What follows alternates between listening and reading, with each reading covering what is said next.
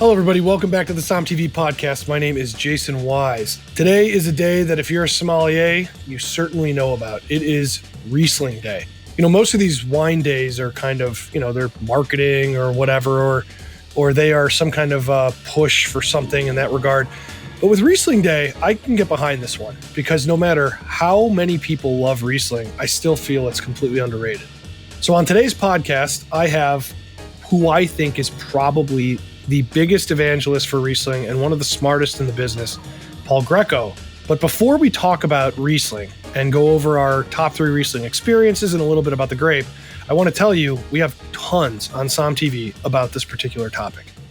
You can find things out about Germany, find things out about Alsace. Obviously, if you're a fan of the second film, you know that there is quite a bit of Riesling in that movie, and it has to do with war and such. And also, I want to say our dear friend Steven Spurrier, we are still thinking about him, who passed away just earlier this week. And all of you, I want to go to Som TV, read his memoirs. He has a book on his experiences of doing the Judgment of Paris and opening the Cave de Madeleine in Paris and all these things. You should seek that out. This guy led a beautiful life in wine. SomTV.com is $49.99 for the year. Subscribe. Without further ado, my friend Paul Grieco. Paul, let's talk one of our favorite grapes in the world. What do you say? Listen, Jason, when you reached out to me, you promised me this conversation was going to be about Cabernet. So I think you just sideswayed me, for God's sakes. I know nothing to say about Riesling. Liar. You are the worst liar. I think we are going to talk about they aren't the 3 best experiences, but they are 3 of the most memorable experiences in wine and grapes, and they have to do with Riesling later on after we talk about the grape itself. And I think you, more than almost anybody in the wine world, have done so much to outwardly push Riesling as an idea and something that you love. I mean, if anybody's familiar with this hashtag Summer of Riesling, or you've ever seen somebody with the fake tattoo on their arm, I mean, Paul, you spearheaded so many things to get this grape out there. And though I know you love Cabernet, you're also a liar. You love Riesling deeply. Yeah, in general, in our wine life, we like to fight the good fight for all of those things that don't get the proper recognition. And it just so happened with the confluence of the opening of a wine bar in the late O's, the ability in that place because of the financials to really... Let's call your wine bar out, because it's going to open up again someday soon after COVID. You are the owner and proprietor of Terroir Wine Bar in New York City? I prefer, Jason, to call myself the general and manager of Terroir NYC. And that half-baked wine bar in New York City is going to reopen in the month of April, maybe May 1st at the absolute latest. And we're looking forward to that because we get back on our pulpit and preach the gospels of many varietals, probably Riesling at the top of that food chain. It's great. Everybody in New York City, and even if you're not even in New York City, you need to go there. It's a place that sort of started a journey for me to understand why Riesling and all of these other varietals are really, really important history and story-wise. And if you like what we do, you will love having a drink at Terroir. So, okay, I'm sorry. I didn't mean to get off topic. We got to plug this place because it is one of the true pilgrimages for wine. So from a Riesling standpoint, we always think of Germany. Some people think of Alsace. But I want to talk to you about, just before we start talking about our experiences, which I'm sure will have those regions in them, where else is Riesling grown? Can we talk just for a minute before we get into it, just to talk about Riesling? Where else should we be drinking Riesling from, and where should it be grown?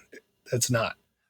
I'll begin with the broad statement, the world of, which the Summer of Riesling has always been about. Maybe Germany got listed at the top of the page because it was the birthplace of the grape. But truly, wherever it is grown, we want to be a fan of it. And we all know factually, the United States has more Riesling vines in the ground than any other country on the planet. So let's start here. And back in my early days, we always spoke about New York State, even though it had yet to fully achieve its greatness back in the 80s and 90s. But then before that, let's talk California. Riesling was the grape, the white grape, before Chardonnay, the usurper, showed up. Washington State right now has the biggest plantings. And then we go across the state border into Idaho. We can come south to Oregon. And I'll give full props to Pinot Gris as being the white equivalent to the Pinot Noir, but Riesling is coming out fast. We have to go to Michigan, of course, and there is a shit ton of shockingly great things happening there with Sean O'Keefe at the helm of many of them. We can go across the northern border to Niagara-on-the-Lake, Canada. We can go west to British Columbia. North America is, if everyone would allow it to be, a Riesling-centric part of the world. Let's go south of the equator. Let's go to New Zealand, Australia, parts of Chile. As we continue to move further south in Chile, cooler growing climates, Riesling is going to thrive down there, for God's sakes. I haven't dabbled in South Africa yet, but I think there might be one or two places. So I love the new world of wine, of Riesling, as much as I do the old world. And in the old world, I am not going to say, while I've had a Spanish Riesling before, I don't need to have a Spanish Riesling. They've got 400 fucking indigenous varietals of their own. They don't need any goddamn Riesling. I've had Rieslings from Italy. One or two of those have blown my brain. But again, hundreds of varietals in that country. We don't need any more Italian Rieslings. So my world is a world, at least in my brain, both old and new. Jason, where do you like to go for your Riesling if you're not going to go to the homeland? I think we all start sort of with the, where do we go first? And obviously Germany or Alsace or, in some small cases, Austria or things like that are where I went first. I think making Somm changed my entire world in that before I made that film, I have to admit, I did not know Australia had Riesling. I didn't even know Australia had Riesling of some of the quality down there is world. I mean, it is on par with the best in the world, in my opinion now. And I'm from Ohio, and if I had known that people were attempting to grow world-class Riesling in Michigan, right next door, and people are trying in Ohio, but I think Michigan is a place with the slate soil and a lot of other things, and the cold climate, and I think that I would have had a greater appreciation for this grape walking into that movie than I had. I just didn't know.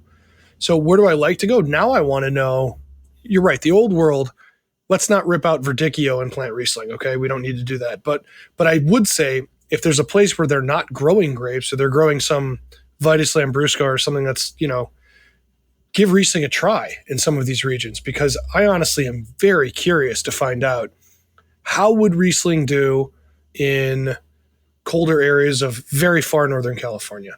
How would Riesling do? And I've had some from Oregon that's fantastic. How would, I think for me, Australia is really a revelation when it comes to this. And so it's a tricky question. I realize now how broad the question was that I asked you. I think. Well, listen, if we're going to the extremes, I think in the Southern Hemisphere, Chile can go further south. Argentina can go further south. Australia, I don't think can. New Zealand, I think Central Otago, we've pushed that as far as it can go. Let's go to the Northern Hemisphere, dude. Let's continue to settle in Canada. Sure. When I left that place many moons ago, it was Ontario, was BC. Now you've got an industry in Quebec. You've got Nova Scotia. I think that land we can continue to push up. We have that cool growing climate, but with climate change, it is benefiting the wine growing lands of that country. I think Canada, of all places, could become a new and important Riesling home. Quebecois Riesling. What else would you want to have in your goddamn glass? No, it's perfect. Riesling is one of those white grapes that, when you think, I think some people think of like a big red wine by a fireplace, but truthfully, if you've ever been to Germany or been to like parts of Europe in the cold and you have Riesling, it is a perfect winter wine. It is just flawless with a lot of the food. It cuts right, sweet or acid or whatever. It cuts through a lot of these big comfort meals that you can have in that part of the world. And I think if you go to Quebec, they don't skimp on the comfort food up there. And I think you're absolutely right. The Riesling up there would be a perfect addition to the most of the food that they eat there.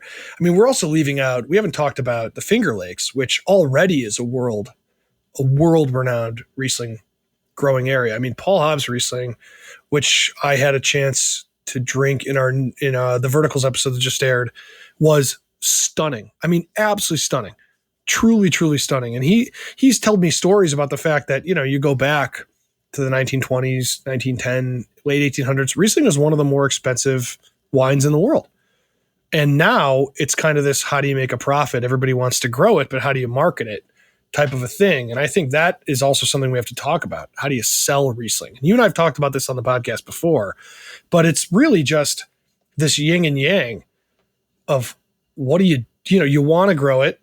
How do you sell it? Well, listen, wine people already are there in terms of the quality and variety of this grape.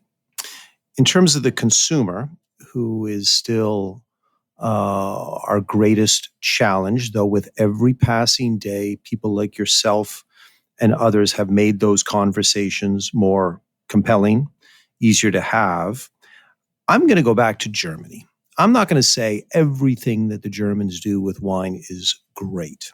I think they have yet to fully tell the story properly. And if they can get over the hump, I think Riesling the grape, Riesling the wine will follow. And I think what we as consumers do when we think about Germany, we don't think sexy. If we're talking about sexy, and forgive that word, maybe I better use sensual wine, we immediately think of France, of Italy, of Spain, those Mediterranean countries. We're going to go to the sun-baked parts of California, Australia, all of that. Riesling, wine in general makes you feel good. But the advertising for all German products is more about this automaton-like nature of the workforce. BMW, the ultimate driving machine, the precision, all of that shit. We don't think sensual about anything coming from Germany. So yes, if we go back, there's so many places I want to go with sensual Germans. Yeah, dude, listen, I'll be careful. Let me finish this guy. Okay. So, but as everyone listening to this pod will know, that 120 years ago, we looked at wine lists in the US of A. The biggest section of the list, the most expensive wines, were German Riesling. Okay, great, awesome. And then we go to Germany itself now, that they make a lot of great things, but we have lost the fun storytelling part of this thing. We don't think of Germany producing great artists during the Renaissance and the years after. Au contraire, goddammit, they did. All of the unbelievable inventions that have come out of that country, we have forgotten about. We only think of creative stuff coming from other places, not Germany. We ourselves have to get over that hump. And Germany itself, dare I say, they should hire you, goddammit, to tell the stories of their wine and their wine history, and get automatons away from doing these goddamn marketing campaigns. Germany is just as exciting in all they are doing wine-wise as France, as Italy, as Spain, as California, as Aussie land, et cetera, but the consumer doesn't know it. Any wine topic you're going to bring up today, be it natural wine, be it amber wines, orange wines, be it about work in the vineyard, organic, biodynamic, Germany's doing shit like that. But are those stories being told? No. We have so much goddamn work to do. It's interesting to hear this perspective on, look, you've been to Germany, I've been to Germany, we've traveled throughout these places, and it's not that the concept of precision and I don't mean to say mechanical, because that's not fair. I mean, there are a lot of very funny and very heartfelt Germans, and honestly, if you're really into classical music, you understand that they are not a people that just goes by the book. I mean, there are rock stars and punk music and all sorts of stuff built in with the classical, Renaissance music and all of these things. But I will say, when you get back to the wine aspect, the stuff that comes to the States and the marketing that comes around it, you're right. It is this, everything rides the razor's edge between acidity and this. And it's very much like a Volvo commercial or a VW commercial or a Porsche commercial. You're 100% right. But I think the Germans are leaning into that. I mean, it's their fault, like you say. I mean, I'd love to get hired to tell these stories. I think the problem too is defining what a German actually is, because they're right in the middle of Europe. It's been 10 kingdoms over the past 850,000 years, going back to the Holy Roman Empire. And you have all of these different kinds of places. Alto Adige, they're Germanic people. Parts of the Czech Republic are Germanic people. Parts of Poland are Germanic people. Parts of, the East, almost coming up to Russia, are Germanic people. So we have this problem in going, what is Germany? Austria, they're German, right? Or are they Austrian? Switzerland, are they? So there's also this kind of misunderstanding, I think, from an outward sense on what German actually is. So it's just easy to say German engineering. That's my experience. But if you look at kind of the other aspects, look, you think of Germans, you think of some very not great historical things that have happened in the recent 200 years. And you also look at innovation, and you think that's great, but it lends itself to this real deep dedication to a craft. And they are on the edge of, this hyper control. Now I don't believe that's actually true, but that's what all of the movies we watch about World War II, all of the learning guides about Riesling. I mean, have you ever looked at a study guide about German Riesling that they teach people for the MW or the Master Sommelier exam? It reads like a refrigerator repair manual. None of this stuff is actually fun. And that's the other problem. If you go to Germany, it's actually fun. You have fun. Riesling is a fun thing to drink. The places you drink it are a fun place to be. And so I think that's part of the problem. You're right. It comes from marketing. And I didn't mean to get into this whole tirade, but you couldn't be more right that it needs a reset button on kind of what it is. Related and just reiterating, if you asked your listeners to list the top 5 things in general that they would love about Italy, one of them would be food and drink. Hugh said the same thing about Spain, food and drink, France, blah, blah. But we go to Germany, and I'm not so sure food and drink, other than a mug of beer at Oktoberfest, would make the list. We don't think about the food as often as we should. We don't think about the wines as being as universally compelling as those other European wine-focused places. And then let's add something on top. Let's say that, at least here in the United States, we have not had a serious German restaurant that has led that charge of a German food conversation.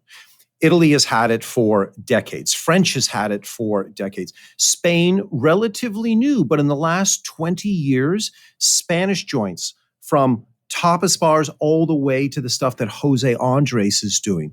But think of a German restaurant, maybe in a German community in Minnesota or in Chicago, you're going to get a Hofbrauhaus or something like that.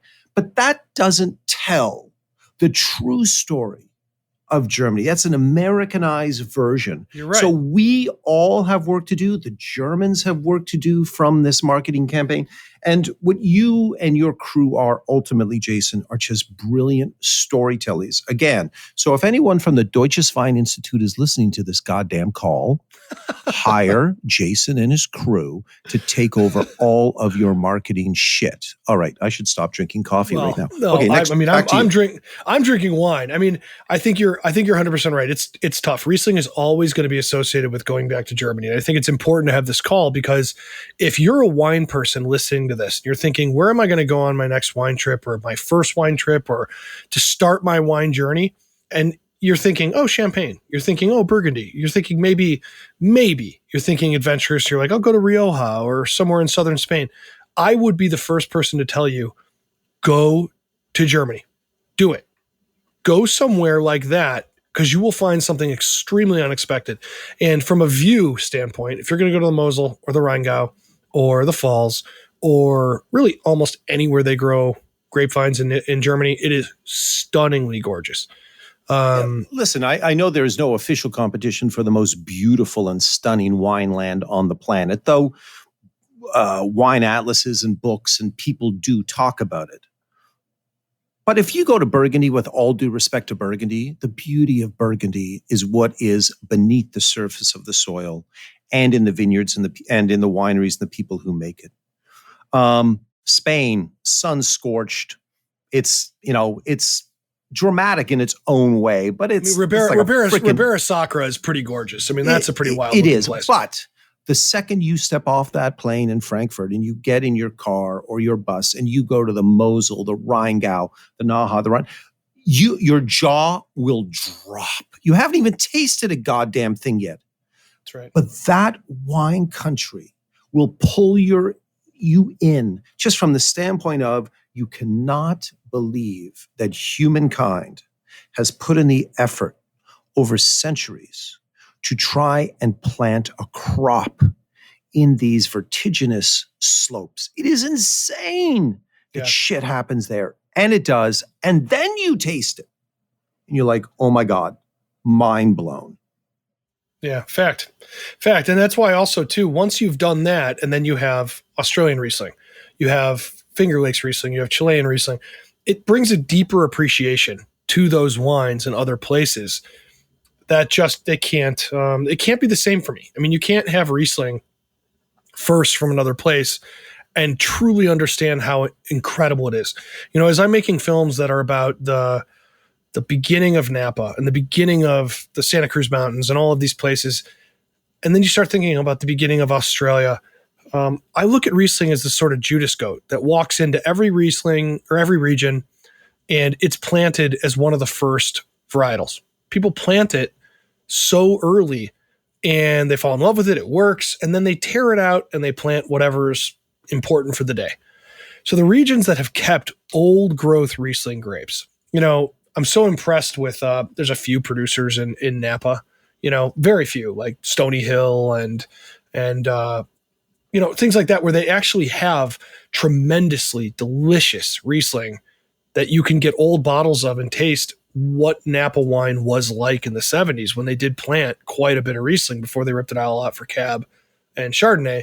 Nothing wrong with those two varietals, but Riesling was there, one of the first. It was one of the first. Johannesburg Riesling and all these things were the first stuff there. And I think that to understand and appreciate Riesling is to understand and appreciate almost a concept of immigration. The Germans are often the first people in a place. They're fleeing for religious reasons or financial reasons or whatever, and they bring their grapes with them and they plant them. So if you look at Napa, to me, as someone who tells these stories, Riesling is always there. It matters. It's a deep history. And I don't mean to, I'm not trying to sell everybody on Riesling. I'm just trying to say it's Riesling Day. Let's talk about this shit, Let's get into our three most memorable Riesling experiences. How do we start this? Do you want me to start with my number 3 or do you want to start with your number 3? I think the guidelines are, these are transcendental experiences around Riesling for you and I as, dare I say, a wine professional. I don't know that I've ever called myself that, but is that what we want to call this? Yeah. Dude, it's your show. You can call it whatever the hell you want. I think we just jump in. I would ask that you allow me to go first, but can we do a little background / shout out to Riesling's birthday on the 13th? Yes. Please. Okay, good. So the cool thing about this, we can document the first use of the word Pinot Noir and other grapes like that. And Riesling, as we know the spelling, was not used on March 13th, 1435. Rieslingen, Reisslingen is how they spelt it then. And the cool thing about this birthday is that it revolves around a purchase order for 6 Riesling vines by Klaus Kleinfisch of a count in Ruschelsheim. And what that shows me is Riesling's original glory was not what it did in the glass. It is what it did in the vineyard. The first reference was not to, oh my God, I had this Rieslingen wine at a goddamn tavern. No, it's I bought 6 Riesling vines because that grape can grow in a place that nothing else can. And up through the 17th century, that was Riesling's glory in Germany. Again, not what it did in the glass, it's what it did in the vineyard. And then we morphed into the yumminess shit. But I'm going to go to my top 3 Riesling experiences, and I will begin in Germany. and it was a visit in Rheingau to the winery Breuer. Bernhard Breuer was one of my first teachers of Trocken Riesling back in the late 90s in New York City. I was not accepting of it. I wanted my off-dry, fruit-forward wines, and he was a member of the Carta, one of the origin stories of that organization that eventually created the basis for the VDP, Grosses Gewächs, blah, blah, blah. And I was initially reluctant to jump in, but with his guiding hand, went there. And when I finally made my trip to his winery, he had passed, and his daughter Teresa was there, and his brother, etc. And while I'm there, it wasn't a wine that shook my Riesling world. It was the fact that they said, Paul, a journalist is going to show up shortly. Do you mind if you carry on your visit with this individual? And, being Canadian, wanting to be nice, I'm like, of course. And then this journalist arrives. And I'm looking at this dude going, well, he looks sort of goddamn strange. And they're like, Paul, we'd like you to meet Stuart Piggott. And I'm like, holy fuck me. Life Beyond Liebfraumilch was the first book about German wine that I bought, I think in 88, 89. And now I'm meeting the dude who introduced me to this world of German wine. Mind blown. Okay. Your first go at a Riesling experience. That's incredible. No, I love this. Okay, so I'll take number 3. I was making someone nobody, and I mean, like, I can count on half of one hand on the people who actually believed Somm wasn't more than just like a class video, some assignment. I mean, people thought this was not going to be real, and whether it actually is, we can debate. But the thing is, it was successful, and I went to Rajat Par's RN74, where we spent a lot of time up in San Francisco. I would drive up from LA with one other person, often that was our entire crew. We would end up there. We would try these wines that I'd never had, never heard of. And at this point, about a year into my 4 years of making that film, I was starting to fall deeply in love with white Burgundy. The usual suspects, things that people give you to try, bubbles and Bordeaux's and things with age. I was finally starting to get into a world where I felt like, not that I understood it, but that I loved it and I wanted to know more. And somebody said, Summer of Riesling is going on. And I missed you by a night. You were at RN74 the day before and left behind quite a large amount of wine from a party. And they were still pouring it the next night by the glass. And so I tried, Raj was pouring me these wines and Brian McClintock was pouring me these wines, and one of them knocked my socks off. It was a Tatimer Santa Barbara Riesling. And, anybody listening, if you're familiar with Summer of Riesling, I've already mentioned in the open, people put these like fake tattoos on, and, it's a big movement to try to get people to appreciate and understand. But and I was enjoying the older German wines and all of this other stuff by the glass. But then this Tatimer Riesling, which was actually the most affordable on the entire list, it has this really distinct red and white label that you can't miss. It was mind-blowing. It was the first time I ever had a Riesling in my life that really took it to another place besides Germany or Central Europe or these other places. I was so blown away, and I ended up, I think we closed the restaurant down. I drank way too much. I mean, there was, no driving home after this, but the Tatimer Riesling stayed with me forever. Now I know the winemakers and I respect the place and know it. And I'm just so fascinated with the amount of effort they put into making Riesling in a place where they could have done Pinot. They could have done something a little bit more, easier, an easier thought. And I'm going to put that Tatimer as my number 3 because it, to this moment, is a wine I would buy, to drink in the house. But it's also a wine I would give to somebody to open their mind about where it can grow, maybe where it should grow, and why it's so delicious. So that's my number 3. That was your event, so far be it from me to correct you. But may I just say, Jason, I never leave an open bottle of Riesling behind. You can blame it's Raj's fault that there were open bottles, not mine. Goddammit. Okay, so my number 2 experience would be my first and only trip to Australia around 2010. I was lucky enough when I arrived in Melbourne to have Nick Stock, who's a great Aussie journalist, just a great wine journalist. He put together a tasting one morning for me and a few other Melbourne somms of various wines. And one of them was a flight of Riesling. It was blind, and I suck at blind tasting.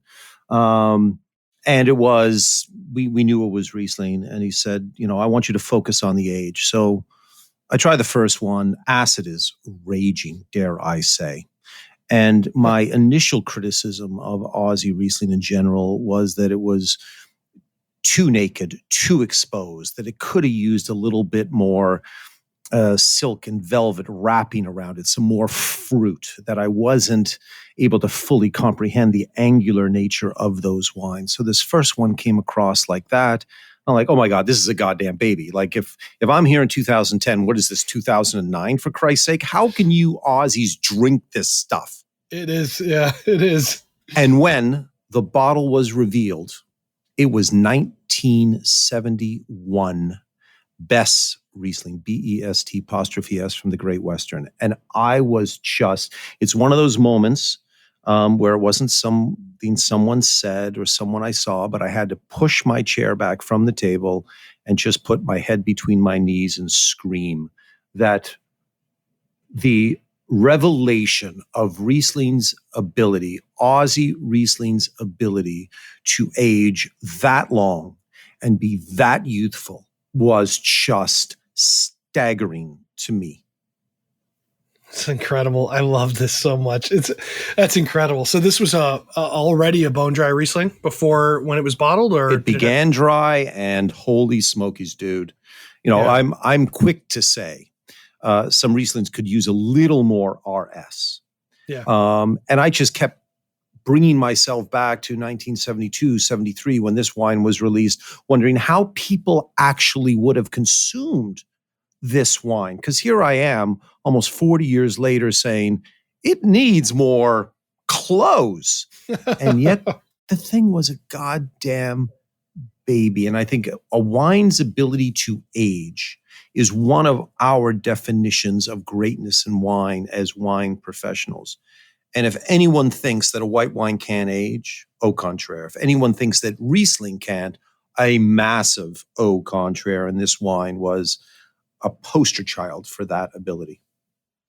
We have something coming on Sam TV where we drink a 1920. I'll leave. There's a story element that I can't really give away right now, but I have a sneaking suspicion that this wine is going to be in excellent shape. Riesling is one of the only things I've ever tasted that, aside from some Tokai and things like that, where you can almost, you don't have to live in fear that it's going to be junk if it was stored properly. It's really, truly a magnificent chemistry from a chemistry standpoint, the way it can pull off what it does. I just love that story. That's so good. Well, my number two, when I was, again, on Somme 1, we went to Germany. I wanted very much to film in Germany because I felt of everything people were studying in the film, it was the most difficult, kind of esoteric, hard to remember. And also there was some comedy in that because the names are long and how do they remember it? So we went to Germany, and I, as a history person, Germany is just such an important place. And one of the places we filmed was Schloss Schönborn. And I went there and I talked to them a little bit about the history of the region and how much I admired it. And, and I said, I'd love to taste a wine from the war years. And I will never forget, they just sort of looked at me completely, no emotion. And they said, okay, then that's what we'll do. And they opened up a 1943 Riesling from the war years. And I casually asked them, how many bottles do they have? How do you have left of this? He goes, oh, not many. The war was very, very hard for Germany. And I said, yeah, I imagine. And we drank this wine, and similar to you, it was insanely useful. Youthful. This was I'm trying to figure out the sweetness level in my mind. I believe it was a Spätlese. It had sugar, but it was, so balanced and so perfect, and the acid so prevalent still in a wine like this. It was kind of one of these wines that, it's one of the wines that was a turning point for me, but also a turning point in how wonderful, Germany is as a place to go visit, because they get this reputation of being, I don't mean to say this because I hope that people don't think this, but, cold and a certain thing that Germans are. But I found nothing but the warmest people when I went there for the first time. And every time I go back, I see nothing but that still. Sometimes they don't smile, but they are very warm. And this 1940s Riesling was a moment that I could reconnect with the past or connect with it. And it changed my opinion of the stuff I wanted to film from now on and the wines I wouldn't be afraid to ask to try from now on when I go places. And of course, if you've seen my films, you know that I'm not afraid to ask for people to open up old stuff. But this was one of the first. So that's my number two, Schloss Schönborn. Wine is certainly transportational, and a reminder to myself, next time you go on a wine trip, I'm with you, dude. Because if you're bold enough to ask for old shit when you go to wineries, I have to up my game. You got to bring cameras. Bring cameras. It helps. My number one Riesling experience happened in, I think it was 11 or 12. And I wasn't 11 or 12. It was 2011 or 12. And it was with the Herman J. Wiemer Late Harvest Riesling 2009. Oscar Binke, the co-owner of the property with Fred Merwith, the winemaker, was at Terroir East Village doing a Riesling event for us, pouring different wines. And it was the final one. And as soon as it crossed my lips, I was stunned at how yummy it was. And I know consumers hate numbers, but I'm still fixated upon this shit because it's one of the ways that I do tell the Riesling story. So I invariably ask a producer, so what's the residual sugar? What is the total acidity? And he told me those numbers. And I was even more gobsmacked that there was around 110 grams of residual sugar and 11 grams of total acidity. And we talk about Riesling and this feeling of electricity coursing through oneself as you drink it. And this wine had that, but it was a comfortable level of acidity, of electricity, dare I say. And what that wine taught me, we all try to explain balance to our guests when they come and join us. And this wine was the prototypical example of balance in the glass, in words, and on paper with those numbers. And every time I think about it, it remains for me the greatest Riesling I have ever had produced from North America. So people of America, get Oscar Binke on the phone or on email and tell them you need to get some of this goddamn wine. I think they have a few bottles laying in their cellars up in the Finger Lakes. It is magical. Man, for you to put number one, Finger Lakes, I can hear the voices of many people in that region very excited that you said that. That's it's a region that is on my top of my list to appreciate more in 2021. And that is a great start, that story. My number one is going to come to no surprise to people who have seen Into the Bottle that I directed, the second Somm movie, which I traveled all the way to New York City just to interview you about this wine. And that is the 62 Clos St. Hune.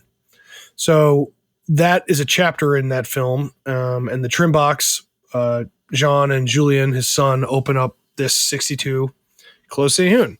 Now, it took me we talk about getting people to open old bottles of wine. This took me about 8 months to convince them to open it because unlike a lot of these old bottles of wine where there might be 12 or 14 left, there's not that many of this left. I think they had 3 bottles left and 2 that they knew were stored properly, 1 they bought back from somebody. This is an incredibly rare family heirloom to them. And they consider the 62 to be one of the greatest vintages in the history of their family. And this was transcendental. We almost missed our flight after filming this out of Frankfurt. We had to drive all the way back there to fly out. And this particular scene is not only one of my favorite things I've ever filmed, it was also barely planned. They sprung it on us that they were going to let us do it on this trip. We weren't prepared. We didn't have the right cameras. The field we filmed in was soaking wet. We were standing in like 6 inches of water. And it's hard for me to say this, but it's definitely a top 3 wine I've ever had in my life for sure. It's the best white wine I've ever had in my life. And it's also a wine that came with what I believe is the most important thing about wine, a story embedded, at a cellular level. And it was about war and family and the idea of whether the Alsatians are German or French or both or neither. And it had all of those things. And, I assume the people listening to this have seen into the bottle. That's one segment I would say you should watch, which of course you are one of the main characters of.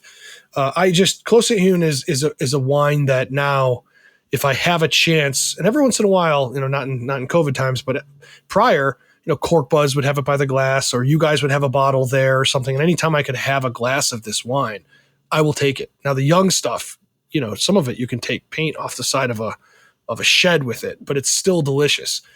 And the older stuff teaches you why aging wine is science, art, chemistry, and spiritualism mixed together. It's incredible what it can do. So, can I ask you a question about this? Sure.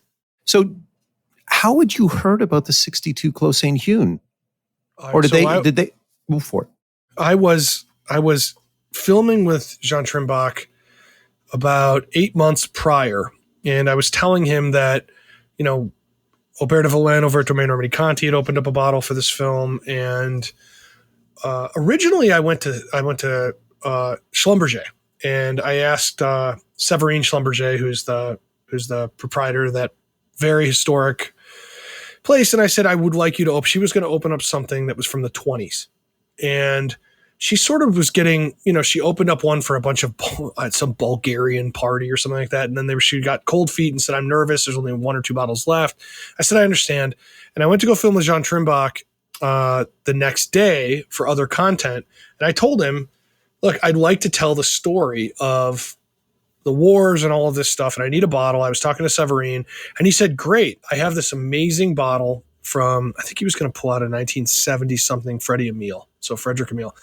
And I said, that's great. But I was also real cocky because, we had, 69 Dom Ruinart in the film. And it was sort of this like competition. What could we keep going? But I also knew doing this that the crazier the bottle was and the more important it was to the person opening it, the more intense their performance would be. Because if you're doubting, should I be doing this? Is this movie actually going to happen? My God, what's my dad going to think? Or, blah, blah, blah. I just know that what I get on camera is, pretty magical from a performance standpoint. And so I kept asking him, I said, yeah, but what about, now I had known about Clos St. Hune. I had learned about it from a number of people as like this magical place, Raj, you, others who just sort of like made me aware of it existing. And so I said, what about Clos St. Hune? And they said, okay. And they were talking about a bottle from the 80s. And I said, what happened in the 80s? They said, nothing. It was really a wonderful time. I said, good. Well, then we have nothing to talk about. And so then he let it slip that his father's favorite vintage they had ever made, ever, since World War II, pre-World War, it was 1962. And I said, well, then you have to open that. And he said that he looked at me like I had asked him, to give me his home. That's how Jean Trimbach looked at me. And I basically said, please. And he said, no, I'll open up this other bottle. And I told him no. And then I left. And I will never forget when I called him again and he's like, listen, when are you going to be back? We'll open up this bottle. And then he started like negotiating with me. What if it's this older bottle? And I said, no, I want the 62.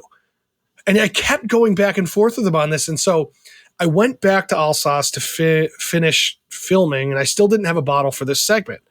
And he sprung it on me just out of nowhere. He said, I've been thinking about it. We're going to open it. And of course, I didn't have the time to film it. We were going to miss our plane, the whole deal. And so we did it, and he had his son Julian there. If you've seen the segment, but Julian walks in. That is completely unplanned. He just had him there to try this wine. And I literally just said, hey, Julian, get in there and try this. You're never going to have this wine again. And to watch the father-son dynamic of, hopefully I'll die before you, and you need to know how good this wine is, and it'll make you make better wine. And it kind of is this heart and soul of Somm 2 in a way that it's spontaneous. It was electric in the way that we didn't know what they were going to do, and they didn't know what we were going to do. And I'm glad we stuck to our guns. And I've had many conversations with Jean since then, and I know that he's glad. I hope that before I die, I get to have this wine one more time. I don't know if I will. I doubt it. But at the same time, I will never forget this memory. It's one of the best moments of my life. Note to self. Mom always reminds me that there's something to be learned every day. And so I've just learned something now. I'm going to riff off of what you did, and I'm going to use the movie Argo. Remember the movie Argo where they're in... Argo, fuck yourself. Yeah, of course. Yeah. So I'm going to put together a fake film with a fake film crew, and I'm going to travel the goddamn wine world like Jason and say, you need to open some older shit for me, goddammit. What's the greatest wine you ever had? That's what I want. And I'm not leaving. No, I will not take your new releases. I want the old shit. So everyone who's listening right now, that's what we all need to do going forward. Jason, damn it. Don't just say no when they say, would you like to try the newest vintage of... No! I want the good stuff. It's with, I think there's a funny thing with documentaries. I always say, with narratives where you have actors, you're looking for spontaneity. With documentaries, you're looking for control, because everything's kind of wild. There's no script, but I'm kind of somewhere in between. And I find that these bottles, they create this spontaneity where you don't know what's going to happen. You don't know if they're going to regret doing it. You don't know how they're going to act about it. You don't know. And you see someone's true self when they open up something that cannot be replaced.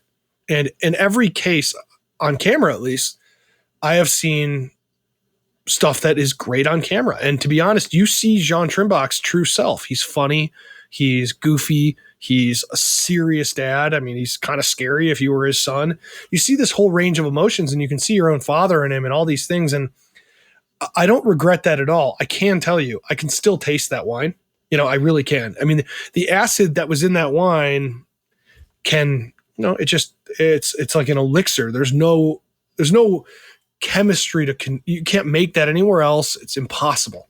That one vineyard and that one vintage with that family is all that could have done this with that amount of time at that place. Listen, Jason, when you release the director's cut of Into the Bottle, what I want on the bottom of the screen is the internal monologue of each of these producers asking themselves why the hell they just opened this goddamn bottle of wine for Jason.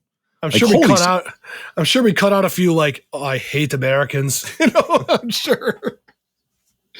So that's my number one Riesling experience. And the problem is there's a few of those that happen under the bottle, but definitely others that happen on Somm 3. And we have 3 more Somm movies coming. And each one of those has experiences we have had and will have that are, I don't take this for granted, so this is not just a quest to have old wine. This is also a quest to kind of tell the human experience. And I'm hoping we're doing 10% justice to it, because the truth is I get 18 minutes for that segment, or 12 minutes. I don't get, that family goes back to the time Columbus discovered America. They've been around for hundreds and hundreds and hundreds of years.